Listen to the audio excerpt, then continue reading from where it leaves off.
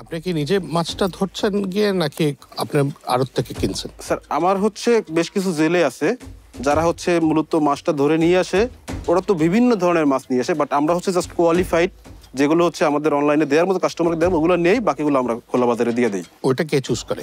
এটা আমি নিজে থেকে করি। কয়দিন রাখেন?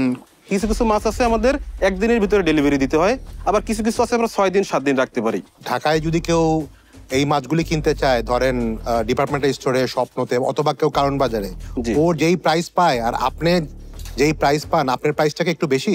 ওদের সাথে কম্পেয়ার করলে আমাদের প্রাইস বেশি না। যেহেতু আপনি একেবারে সোর্স করতেছেন 1,500 থেকে, আপনার মার্জিন তো আরো বেশি থাকার কথা। আসলে আমার এখানে কস্টিংটা অনেক বেশি। কি কস্টিংটা বেশি হয় বলেন? স্যার যেমন আমার এই যে প্যাকেজিং, অ্যাজ ইউজুয়াল বাজার থেকে যদি কেউ মাছ বিক্রি করে তার একটা 500 টাকার ককশিট দিতে হচ্ছে না, বাট আমাকে 500 টাকার একটা ককশিট দিতে হচ্ছে।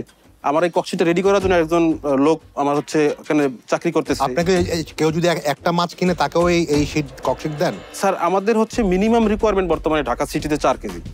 এর কমে আমরা আপাতত দিচ্ছি না।